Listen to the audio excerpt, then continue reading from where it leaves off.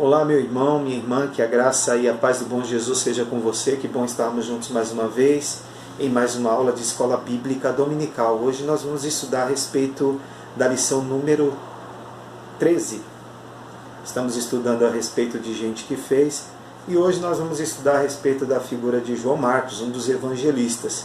O título da nossa lição é Marcos, o rapaz que deu a volta por cima. O texto que nós vamos ler nessa oportunidade está localizado ali na carta de Paulo aos Filipenses, no capítulo 1, no versículo 6, que diz: Estou plenamente certo de que aquele que começou a obra em vós há de completá-la até o dia de Cristo Jesus. Qual que é o alvo e o objetivo da nossa lição de hoje? O objetivo da nossa lição de hoje é mostrar que uma pessoa que falha uma vez, ela não precisa ser um fracasso permanente, como muitas vezes nós agimos e pensamos. Temos muita dificuldade, em dar uma segunda chance para alguém que falhou conosco. Mas existe uma necessidade muito grande de permitir essa segunda chance. Uma oportunidade de um recomeço. O Senhor Jesus nos dá isso constantemente. Por isso que nós devemos agir da mesma maneira e da mesma forma com o nosso próximo. João Marcos, ele era parente de Barnabé e filho de uma mulher chamada Maria, aonde a igreja primitiva naquela época se reunia lá em Jerusalém. Era justamente na casa dessa mulher chamada Maria, que era a mãe de João Marcos. Talvez Maria fosse uma mulher relativamente rica, uma mulher de posses, porque o texto vai dizer ali em Atos do capítulo 12, que Maria, ao menos, ela tinha ali uma funcionária, uma empregada, uma serva, que se chamava Rode. João era o seu nome em hebraico e Marcos era o seu nome em romano. Provavelmente ficou conhecido como Marcos após a sua conversão ao cristianismo. A gente percebe que Marcos, através das leituras que nós fazemos em Atos dos Apóstolos, que ele tinha um desejo muito grande de espalhar o evangelho entre os gentios. E é interessante estudar sobre a vida desse jovem, sobre a vida desse homem que aparentemente ele fracassou na obra do Senhor, mas com a graça do Deus Todo-Poderoso, com a graça do Senhor, ele conseguiu superar todas as suas falhas. O primeiro ponto da nossa lição vai falar justamente sobre um jovem que fugiu desnudo. Marcos capítulo 14, versículos 51 e 52, vai narrar esse fato. E a maioria dos estudiosos do Novo Testamento acredita que esse jovem citado pelo texto não é outro a não ser o próprio evangelista Marcos. Por dois motivos os estudiosos apresentam essa possibilidade. Primeiro, porque somente o evangelho de Marcos faz esse registro. O registro desse fato e o registro desse episódio. E a segunda possibilidade é porque é provável que Marcos ele estivesse dormindo quando soube do que acontecia com o nosso Senhor Jesus lá no jardim. E só teve tempo mesmo de cobrir-se com uma capa e partir para o Getsêmani. Com isso, então, Marcos poderia estar dizendo que não era mais corajoso que o resto do grupo que estava lá com o nosso Senhor. Mas pelo menos ele viu tudo acontecer, mesmo à distância. Mas ele viu tudo, ele acompanhou isso. É impressionante então que João Marcos, mesmo mal vestido, numa condição totalmente estranha, ele seguiu o mestre ali na Via Crucis.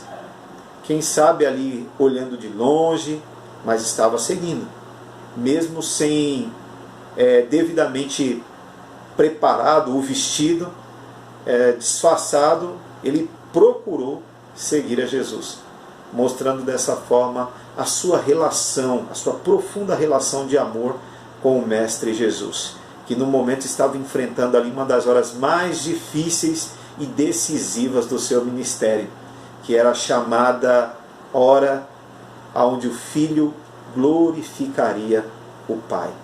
O segundo ponto da nossa lição vai falar sobre um lar abençoado. Nós falamos sobre a figura de Maria, que era mãe de João Marcos.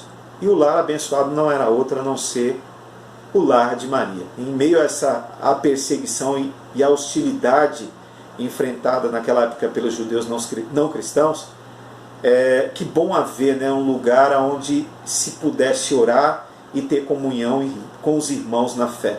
Era justamente o lar de Maria, aonde o povo se reunia, a igreja primitiva se reunia com esse propósito de exercer a oração, de exercer a comunhão, e exercer também a unidade do corpo ali. E esse lugar era a casa dessa mulher chamada Maria, a mãe desse jovem chamada João Marcos, que no meio de tanta oposição, de tanta luta, de tanta dificuldade, ela nos deixa um legado de princípios a imitarmos hoje.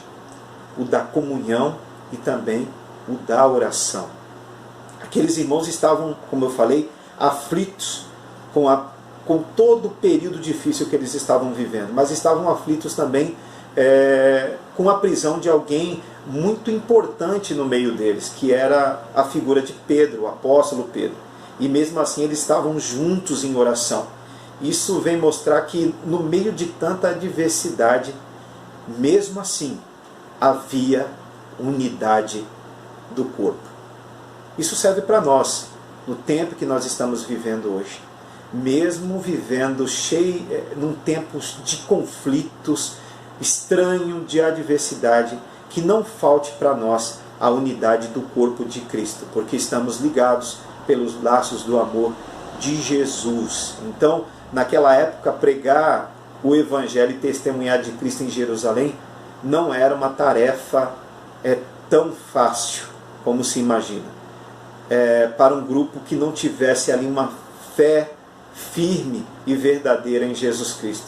Pois o contexto nos mostra ali, em Atos capítulo 6, que muitos sacerdotes acabavam abraçando a fé.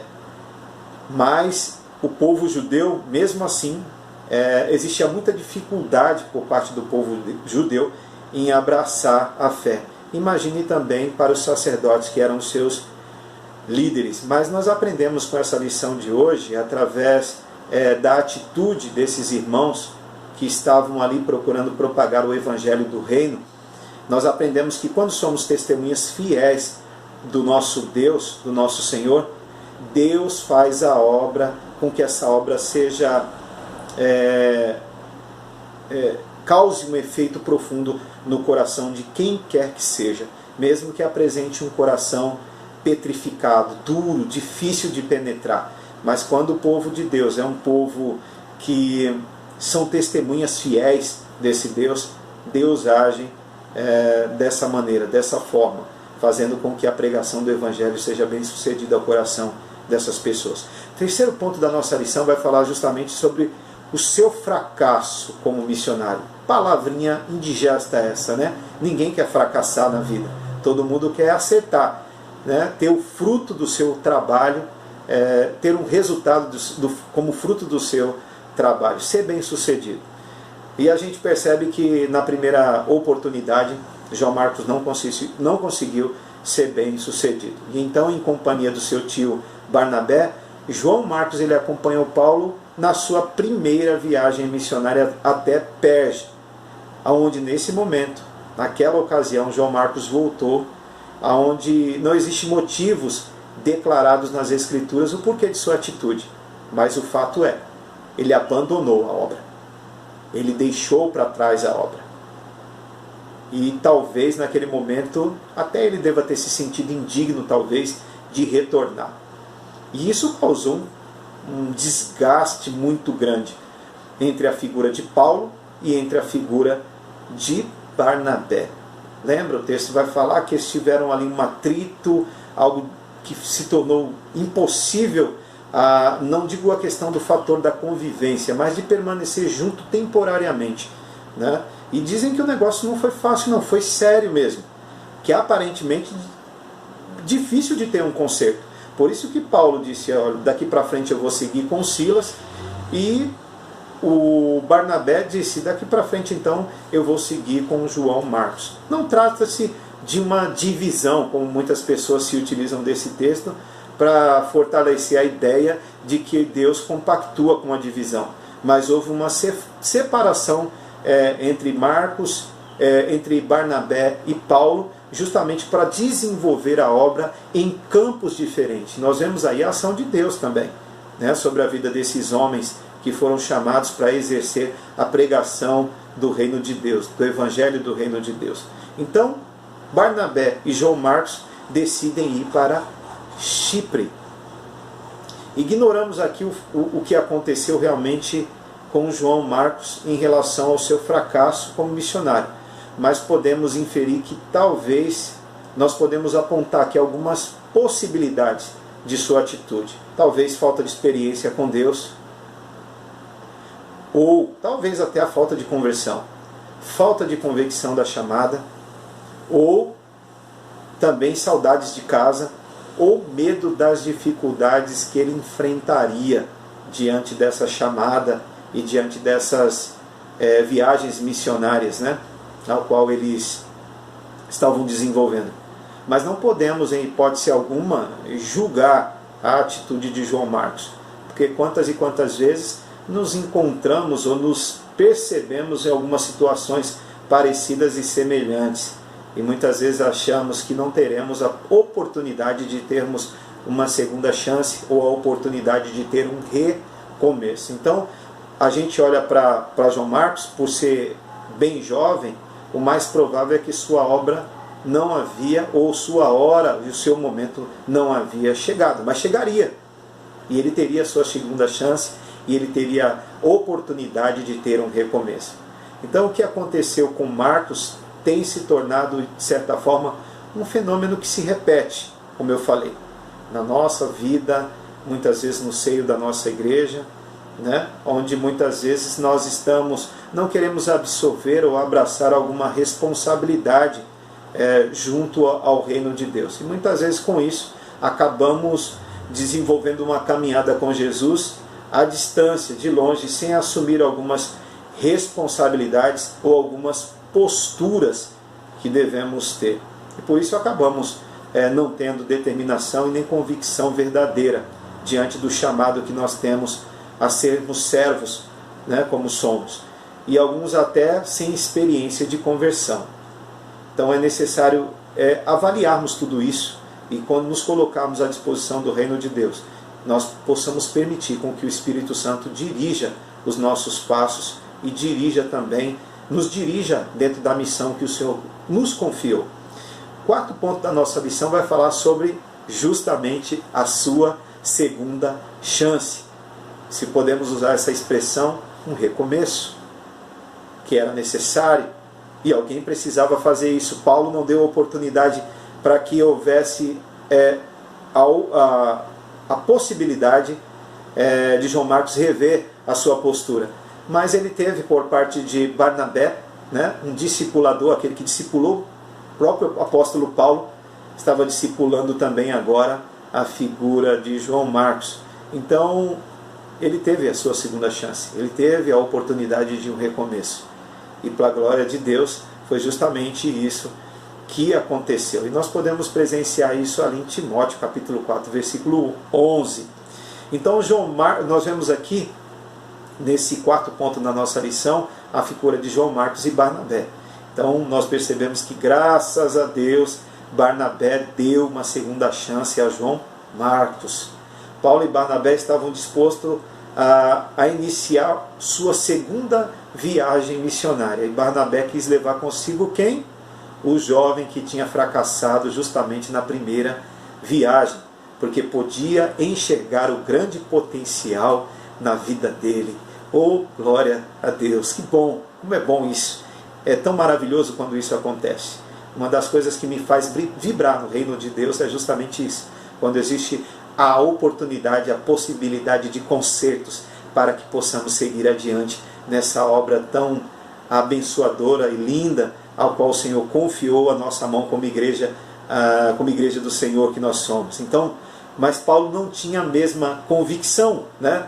Então o resultado foi que Paulo e Barnabé, como eu disse antes, se separaram por causa de João Marcos. Barnabé, que é conhecido como filho da exortação, levou na sua viagem missionária a Chipre, dando-lhe a segunda chance.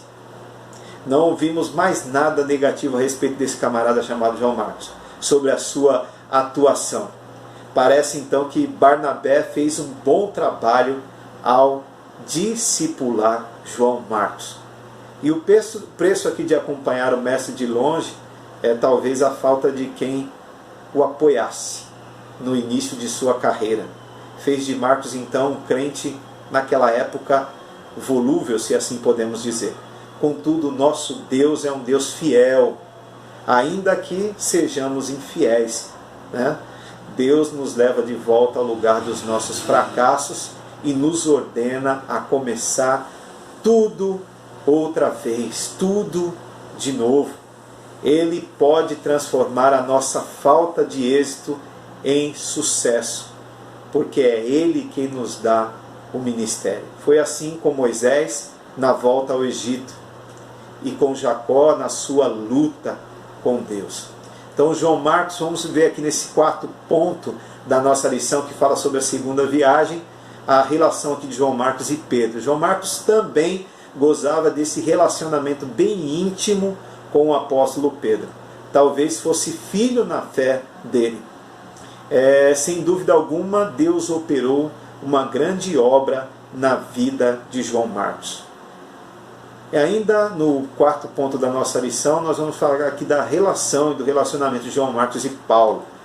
A recusa de Paulo de levar João Marcos aqui na segunda viagem missionária poderia ter sido causado, na verdade, um distanciamento permanente, sim ou não? Ninguém gosta de ser chamado de fracassado ou de ser colocado para trás ou ignorado, talvez. Ninguém gosta de ser tratado ou visto dessa forma. Talvez pudesse ter causado aí um distanciamento entre João Marcos e Paulo, um distanciamento permanente entre os dois. Mas felizmente, para a glória de Deus, isto não aconteceu. Durante os últimos anos da vida de Paulo, Marcos, aquele que foi rejeitado, aquele que tinha sido negado por Paulo na segunda viagem missionária, pelo próprio apóstolo, lhe fez companhia. Olha só que interessante isso, né? Permanecendo ao seu lado nas horas mais difíceis. Na carta aos Colossenses, Paulo escreveu que Marcos, primo de Barnabé, o fracassado, o rejeitado, estava com ele em Roma e possivelmente visitaria a igreja em Colossos. Paulo disse que Marcos e Jesus, conhecido por justo, são os únicos da circuncisão que cooperam pessoalmente comigo pelo reino de Deus. Lá em Colossenses capítulo 4, versículo 11 está registrado isso. Eles tinham então animado Paulo na prisão. Paulo no contexto de cárcere e João Marcos ali animando a figura de Paulo. Então quando Paulo escreveu para Filemon, ele também citou Marcos, colocou Marcos na lista dos seus cooperadores. Paulo, escrevendo para Timóteo, sua última carta antes de morrer, ele pediu que trouxesse quem? João Marcos, pois me é útil. Foi justamente isso que Paulo disse. Pois me é útil para o ministério. Ao olharmos tudo isso, que mudança, não? Existe a possibilidade ou não de mudanças acontecerem na vida daquelas pessoas que aparentemente fracassaram e que pelo fato de terem uma segunda oportunidade, uma segunda chance, eles recomeçaram e recomeçaram bem. Então Marcos passou a ser uma bênção na obra do Senhor. Dessa forma, então entendemos que Marcos, ele valorizou a segunda chance que ele havia recebido e que o seu ministério foi importante no começo da igreja. O quinto e último ponto da nossa lição vai falar sobre o autor do segundo evangelho no Novo Testamento. João Marcos, então, ele contribuiu muito para o crescimento da igreja no primeiro século, embora não tenha se destacado na liderança como Paulo se destacou, como Pedro, como Tiago, mas ele se destacou, ele impactou então a igreja e mais tarde o mundo inteiro com seu evangelho, o primeiro dos 4 que foram escritos.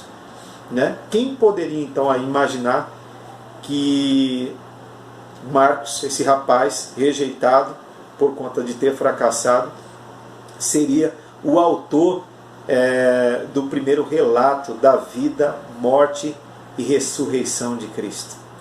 Então, apesar de ser o menor texto em comparação com os demais, que é o Evangelho de Marcos, o Evangelho de Jesus Cristo segundo Marcos segue uma narrativa rápida, dinâmica e também progressiva. Parece que as informações nele contidas fluem com maior rapidez, mas nós percebemos que sem perder aquela essência, né?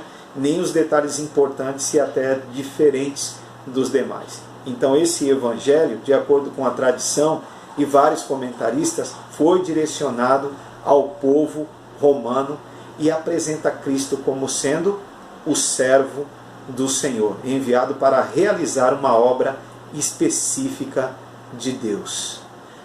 Marcos então mostra como Cristo cumpriu ali as profecias a respeito do Antigo Testamento, contidas ali no Antigo Testamento. Então, ainda que Cristo seja apresentado em Marcos com um caráter de servo, o relato dos milagres realizados apontam para o seu poder como Filho de Deus. Concluindo então, irmãos, depois do que aprendemos da vida desse jovem, desse homem chamado João Marcos, cabe a cada um de nós fazer uma reflexão profunda, íntima, muito séria sobre nossas atitudes em relação às pessoas que aparentemente fracassaram na obra do Senhor. Estamos dispostos? Eis aí uma pergunta para nos fazer refletir. Será que estamos dispostos a dar uma segunda chance a essas pessoas? E quando nós falhamos, estamos dispostos a dar a volta por cima e nos firmar no Senhor, nos serviços do Mestre? Que você possa pensar, refletir e não ficar só no campo do pensamento e da reflexão, mas tomar atitudes que podem mudar o contexto de vidas. Que Deus abençoe, te guarde e que você tenha um domingo abençoado. Em nome de Jesus. Amém.